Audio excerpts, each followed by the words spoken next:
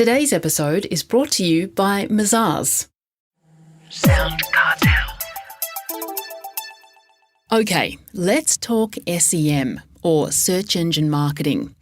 It's essentially paid or pay-per-click ads that appear at the top of search engine results pages that drive visitor action and engagement.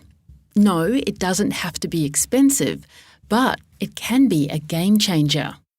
From SoundCartel, I'm Nicole Goodman, and this is Business Essentials Daily.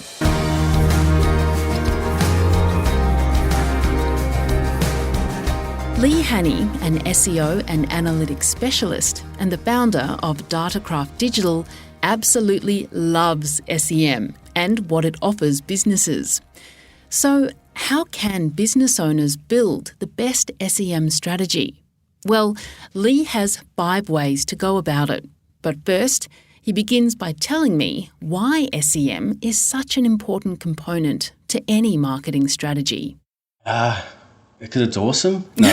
Of course. No, look, because it's cool. I mean, I'm a big fan. But the beauty of search engine marketing, and we'll talk about paid search in this instance, is that your user, your customer, is actually telling you what they want. Like, they're going into the search engine and they are typing exactly what they're after at that particular moment. And where the Google ads and the Bing ads come into play is that you can then target that intent or those queries. So when somebody's searching for what I sell, I want to place an ad in front of them. And you have a huge amount of control over that, and it's super powerful from B2C right the way through to B2B. Where it comes into its own is the fact that it's also super competitive across the search ecosystem. So you can't always just rely on, say, organic traffic to capture that intent. But as soon as the search engines know there's a transactional intent, like somebody wants to work on a business, they're plastering that page with ads. So if you're not in the auction, if you're not willing to pay for a click, chances are your competitors are in there as well. So it's having that visibility and stamping your place in that auction to get in front of that user that's looking for what you sell. Well, for business owners wanting to dip their toe into SEM or paid search, it's important to have an SEM strategy, of course. And you have 5 tips to build this strategy. The first is be clear on your expectations and budget. Yes. So, look, budget's an interesting one because, as I said, you are paying per click. So the budget you need does depend on the size of your market, the number of times your products or keywords are being searched for, and how much you need to spend to have visibility in that auction. But small business might be looking at anywhere from $10 to $50 a day, perhaps, depending on the scope, up to large corporates, could be spending $100,000 or more a day. I mean, it just depends on the demand. It's all dictated by that search demand. Now, you're paying money to drive an action. Paid search is very transactional in the sense that you want to show your ad when somebody's searching for your product or service. So take that on board when you're sort of looking to set it up and say, we want to get targeted clicks and we want to drive conversion. And that's the expectation. If you go in there thinking, we're just going to put some keywords up there for our business and we want to see how much traffic we get, it's going to end in disappointment because you're spending money every time someone clicks. And that could be anywhere from 10 cents to 20, 30, 50, 80, $100 a click, depending on your industry. But make sure that you're always thinking about that end game in terms of this marketing spend needs to be aligned with some sort of goal and objective to make it worthwhile. Well, your second tip is make sure you have Google Ads or Bing Ads conversion tracking in place. Yes. So all the tools allow you to track a conversion event on the website, but making sure that's set up then allows you to actually see which keyword is driving that desired result. And that's super powerful as you look to optimize or build on the campaign because you know what's working. And without that data, you don't have as much insight when it comes to analysing, was that search campaign successful? Your third recommendation, Leigh, is to understand your customer and your competition. Yes. It's having a think about what are all the things that your customers would be searching for. What are variations of your product names that people might be Googling when they are in sort of research or consideration mode? But it's sort of trying to get into the head in terms of what are the likely things are we searching for. It's also location as well. So if you're a local business and you don't want to be buying keywords for the whole of Australia, for instance, you might find that our customers 90% of the time are within a 10-kilometre radius of the business. So make sure you're targeting to where your customers are as well, and you're not wasting money on people that are never really going to come and visit you. Obviously different for an online store if you're just pure play online, but you still got to think about what's the best way to target those people. Is it metro regions? Is it regional? Is it Australia-wide?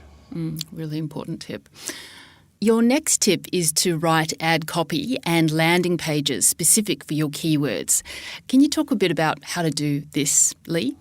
Sure. So if somebody starts searching on Google, and let's say they're looking for blue widgets, for instance, and you actually say, no, we sell blue widgets, so we're going to buy that term on Google, and then when the ad appears, if you don't mention blue widgets, your likelihood of them clicking through on your ad then is greatly reduced. Even if you talk about how great your business is, you haven't responded to their query. They're telling you what they want, what they desire when they search. So it's trying to match that with the ad copy to improve what you call your click-through rate.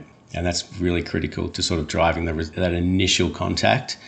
This next step is then making sure that the page they land on your website, once they've clicked on the ad, sort of follows through with that promise. So they've searched for blue widgets, you've got an ad that says, yep, we sell great blue widgets. They land on a page about blue widgets. That journey from search engine, you've paid for that click, they've landed on a page, and they can consider your product, but they're not disappointed when they get there. If we don't tailor the landing page or the ad itself, then there's multiple points where a user can sort of drop off. And the last thing you want someone to do is you pay for a click, and they land on the page and they go, oh, nah, that's not relevant, and off they go because you've already paid for that and you've got nothing out of it. Well, finally, tip 5, you say don't go too broad with your keyword selection. Explain the best way we can source keywords and why it's important not to go too broad. Too broad, you might be looking at something like, if you sell toys, like the broad keyword might just be toys. There's no indication from that search alone as to what type of toys. Are they researching? Are they in consideration mode? And there's a fair chance you could waste, especially with a small budget, you could waste a lot of money on people who are just searching for very broad terms but not interested in buying. So the idea here is to add in sort of qualifiers to the broad term, toys online or toys for toddlers, toys for 3-year-olds, wooden toys, online toy store, whatever it might be. And Google being, they love taking money. So if you put in broad keywords, they're not going to stop you, and they still often try and convince you to put in more broad keywords. But the key, again, think of paid search as transactional. You're not buying it for vanity clicks, you're buying it to sell stuff. And another point there is around negative, what I call a negative keyword.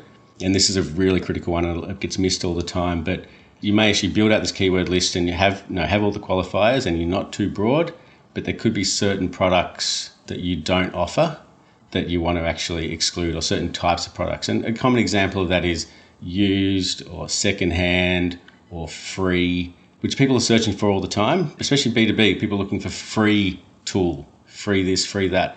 And look, if you have a free trial, okay, you might be a way to get someone in. But if you're just like, no, I don't want the tire kickers, then you can say negative match for free, so we don't capture that traffic. If you're selling products, you go negative match for secondhand or used, just so you're not getting those people who are just, they're not looking for something new. Look, there are plenty of tools actually that are available for a keyword research perspective. Once you're an advertiser with, say, Google or Bing, for instance, you get access to their keyword tool, which you can start to plug in some, you can start with some broad terms and you can start to see the volume or the number of searches for that term per month in your region, be it Australia or wherever you're targeting. There are third-party tools as well, things like semrush.com, which they're paid tools, but they have their own sort of independent databases of search queries as well, and they're for like SEO, SEM, but they source a lot of their information from the Google search volume anyway, because Google's the biggest. Leigh, as we wrap up, for businesses with funds to have either SEO or SEM managed by a consultant, Which would you say they keep in-house and which would be best to have a specialist manage? Look, it depends. If your business has the resource to manage something in this space and also a desire to learn, and be that yourself or a staff member, I would really have a crack at keeping, especially for a small business, trying to keep the SEM in-house as you're starting out. And the beauty there is you empower you and your team to, even if you do bring in a consultant or an agency, you've built enough knowledge then to be asking the right questions and making sure you're getting the best out of an agency if you're paying for their services as well. So SEO is a lot more complex in the sense that it covers so many disciplines. So it goes from very technical through to actual front end and on-site, like how the search engines work, through to content, keyword research, but then also link building. So there are a huge amount of different moving parts within SEO, and by all means read about it and upskill, but in terms of trying to understand all that as a small business, it's probably more of a specialist, even if it's just some initial consulting and sort of an audit type of thing can really get you on the right path there. But it's certainly more challenging to keep in-house.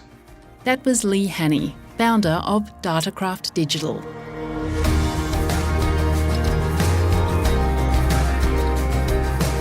This episode of Business Essentials Daily is produced by the team at SoundCartel. Thanks for listening. I'm Nicole Goodman. We'll bring you more Be Daily tomorrow. Follow @BE Daily Podcast across social media and head to bedaily.com.au for more from the Business Essentials Daily podcast. SoundCartel. This episode was brought to you by Mazars. To find out more, visit mazars.com.au. That's mazars.com.au.